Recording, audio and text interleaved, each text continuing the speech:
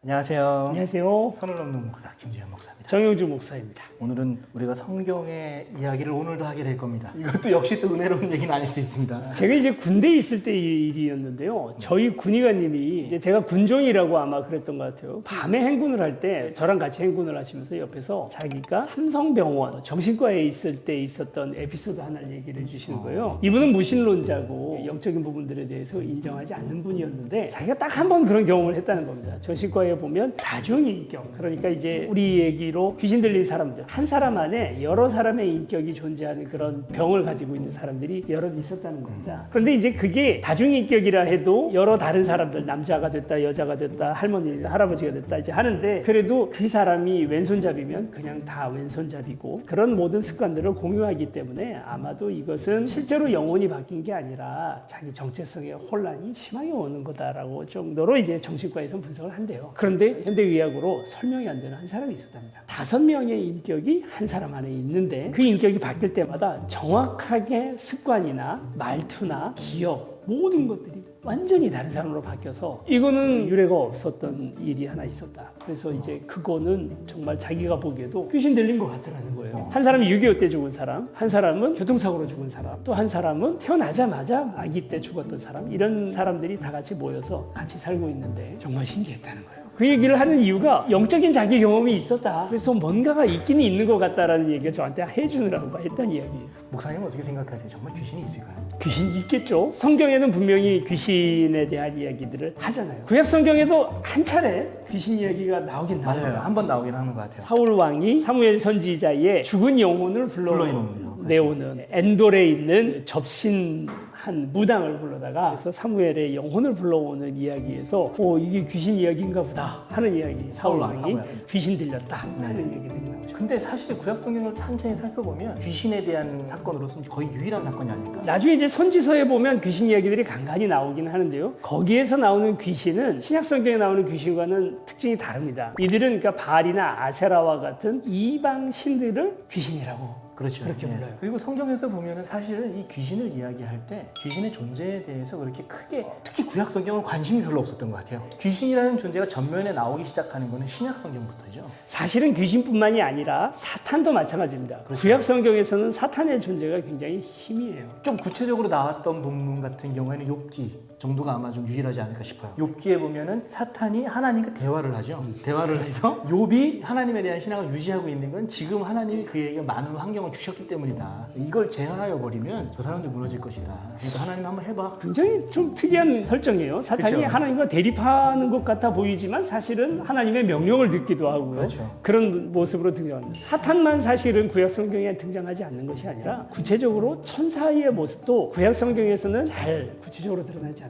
특히 뭐 천사의 이름 같은 경우에 등장하는 거는 구약에는 거의 없죠. 그러다가 욥기 이야기를 하셨는데 묵시문학에 들어가는 그런 이야기들에서부터 다니엘서 같은. 갑자기 나오기 시작합니다. 맞아요. 그때가 어떤 시대냐면 바벨론 포로기 이후예요. 그렇죠. 바벨론 포로기를 겪는 시기. 그러니까 그때 당시에 모든 전쟁들 같은 경우에는 종교적인 전쟁이었잖아요. 신의 싸움이었어요. 근데 이스라엘이 진 거예요. 그리고 바벨론 포로가 돼서 끌려가게 된 상황에서 그 바벨론 사람들이 믿는 신들, 이것들을 경험하기 시작한 거죠, 이스라엘 사람들이. 그러면서 그것들이 문서화되면서 성경에도 조금씩 이렇게 적용되면서 풀려졌던 게 아닌가. 묵시문학에 대해서 사실 우리가 다 얘기할 수 없고요. 그러나 이제 그 묵시문학의 영향을 신약 성경이 많이 받았다. 또 유대인들이 포로에서 귀환을 하면서 이 사람들이 굉장히 그 묵시문학의 세례를 많이 받았다라는 것들을 우리가 이제 부정할 수는 없고, 그 이후부터 귀신, 천사, 사탄의 이야기들이 아주 굉장히 많이 나오게 됩니다. 맞아요. 목사님이 저번에 추천을 해주셨던 책 있었잖아요. 사탄아, 내 이름이 무엇이냐,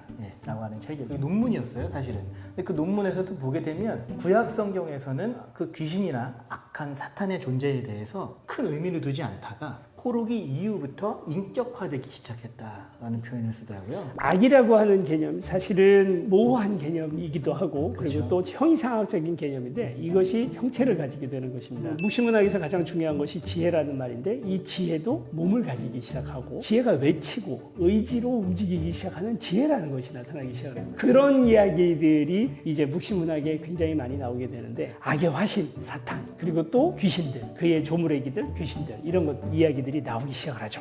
그리고 그게 이제 확실하게 드러나기 시작한 것이 바로 신약성경.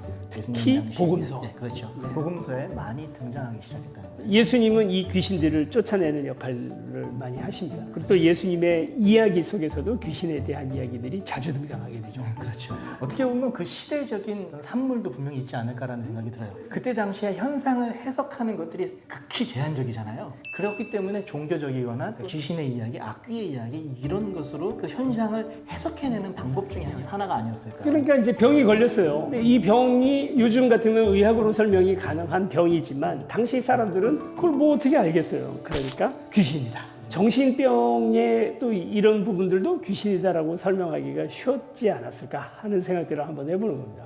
그렇다고 해서 정말 귀신이 그러면 없나? 또 이렇게 얘기할 수 있을까요? 귀신이 있죠. 있다. 있고 그는 인격을 가지고 그리고 또 자기 의지와 목적을 가지고 활동하고 있는 악한 영혼들은 있다. 이게 성경적으로 한번 좀 표현을 해보고 싶어요. 성경에서 사실은 우리가 생각하는 귀신이 있냐? 그러니까 뭐 자유로 귀신, 처녀 귀신, 내 다리 내놔. 도깨비 막 진짜 이런 귀신이 있냐? 그런 귀신은 없습니다. 성경적으로도 그런 귀신은 없어요.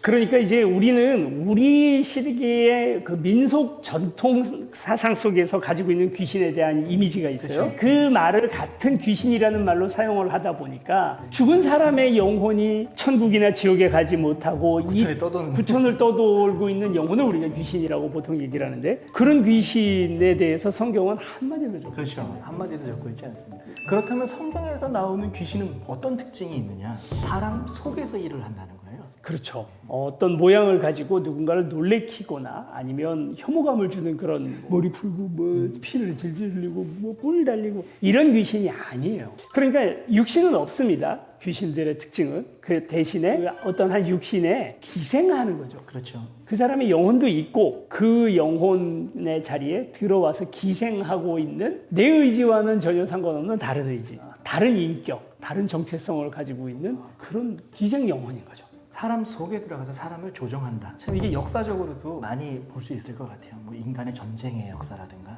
또는 혐오의 역사라든가 민족보다도 또 개인의 또 문제들, 모든 혐오의 문제들, 악의 문제들 이 모든 것들이 사실은 그런 영적인 문제와 다르지 않습니다. 제가 이제 한번 어떤 교회를 한번 갔는데요. 2단이에요. 갔더니 그 가수 이제 막 찬양을 하는 중에 갑자기 빔 프로젝트 이렇게 화면을 쏘는 그 기계 있잖아요. 그게 갑자기 꺼졌어요. 그랬더니 목사님이 앞으로 탁 나오시더니 갑자기 무슨 임기응변이었는지 모르겠지만 악한 영에 사로잡힌 빔 프로젝트를 위해서 기도하잖아요. 모든 사람들이 빔 프로젝트를 향하여 손을 들고 축기를 하는 거. 예수 그리스도의 이름으로 명하노니 귀신아 나가라. 빔 프로젝트가 켜졌어요. 왜 켜졌겠어요? 가열됐던 빔 프로젝트가 식은 거죠. 그래서 다시 켜졌어요. 사람들이 박수를 치고 귀신 나갔다고. 감기 걸리면 감기 귀신, 안 걸리면 안 귀신, 사업이 망하면 망하는 귀신, 그리고 돈에 미쳐서 돈을 열심히 벌려고 일하는 사람은 돈 귀신. 모든 것들을 우리 주변에서 일어나는 모든 일들을 다 귀신 탓을 하는 거예요. 저는 이런 생각을 좀 되바라진 생각을 한번 해보는데요. 선을 또 한번 넘어보자면 세상에서 제일 억울한 존재가 누굴까? 여러분 누가 제일 억울할 것 같아요? 감옥에 가 있는 어떤 뭐 누구를 얘기할 수도 있고 뭐 정치인 누가 그럴 수도 있다. 아니고요. 제가 보기에 제일 억울한 건 사탄인 것 같아요. 맨날 우리는 사탄이 시켜서 내가 그 잘못을, 내가 사탄 때문에 내가 이렇게 하고. 여러분 죄예요. 그걸 내 죄가 아니라고 얘기를 하다가 예수님이 그래 그럼 내가 뒤집어 쓸게 하고 십자가에 달리신 거 아니에요. 이걸 내 죄라고 인정을 해야, 그걸 대면해야 그 다음에 구원이라는 게 일어나는 건데, 아담이 뱀에게 모든 걸 전가하잖아요. 그런 것처럼 우리에게도 사탄, 귀신이라는 존재가 우리에게서 벌어지는 불행들, 악한 일들, 그런 좋지 않은 결과들, 그리고 비신앙적인 모든 것들의 핑계가 돼버리는. 사실 성경에서 보면요, 그 귀신이라는 존재, 사탄이라는 존재에 대해 크게 염두에 두고 있질 않아요. 사실 예수님도 축사 사역을 했죠. 사탄을 물러가라 하시면서. 그런데 초기 기독교 사역에 보면 저 아까 전에 얘기했던 그 책자에 보게 되면 초기 기독교 사역에서도 축사의 사역이 조금 있었다는 거예요. 그렇지만 그 이후에는 역시 이 기독교 전통 속에서 축사 사역이 소멸돼요. 왜냐하면 우리가 복음을 믿고 예수 그리스도를 주인으로 따르는 이 믿음보다 그렇게 중요하지 않기 때문에 그래요. 귀신에 주목하는 것 자체가 귀신의 전략입니다. 그렇죠. 그게 아니라 우리가 주목해야 할 것은 예수 그리스도이고요. 그리고 그의 부활이에요. 우리가 그것에 주목할수록 우리가 이런 악한 영들이건 아니면 뭐 천사의 이야기건 결국은 바울이 계속해서 강조하는 것도 그거잖아요. 천사에 주목하지 말자. 히브리서에서도 이야기하는 것도 그겁니다. 천사가 중요한 것이 아니다. 귀신이 중요한 것이 아니다. 어떻게 보면 가장 중요한 것은 예수 그리스도 그분의 십자가와 부활 사건이다. 그것에 주목하고 우리가 그것으로 신앙생활을 해야 하는데 특별히 그거에 주목하는 이단 종파가 있어요. 베레아라고 하는 이단이 모든 것들을 다 귀신의 이야기로 보는데 저는 그렇게 보는 것은 온당치 못하다. 성경적이지도 않고요. 내가 잘못이고 내 안에 있는 악이 잘못이고 그 악을 그리스도의 십자가로 우리가 축기해 나가야 되는 거죠. 귀신은 관종이에요. 자기가 주목받기를 원해요. 그러지 않았으면 좋겠습니다. 그 밤에 멀리 화장실이 있는데 거기서 빨간 휴지를 줄까 파란 휴지를 줄까 이거 별로 이렇게 염두에 두지 마세요. 아무 의미 없어요.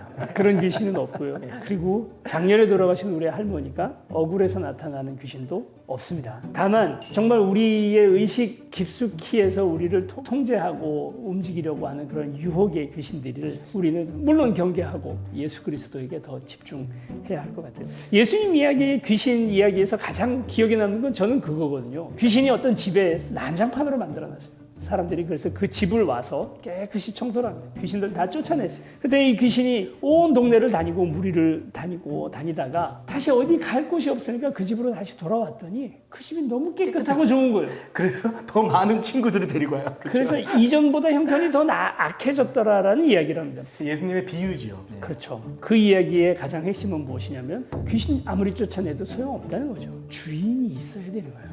누가 있느냐? 우리 안에 그 속에 누가 있느냐죠. 우리가 악을 몰아내고 예수 그리스도의 십자가로 정결케 되는 것까지는 했는데 내가 주님을 주로 섬기고 그분이 나의 왕으로서 되어야 계속해서 지속적으로 내가 그런 악한 영혼으로부터 내가 보호를 받는 거죠. 그래서 내 주인이 누구냐 하는 그거가 초점인 것이지 귀신 자체를 몰아내는 것이 중요하지는 않다는 얘기예요. 너무 귀신에 집중하지 마세요.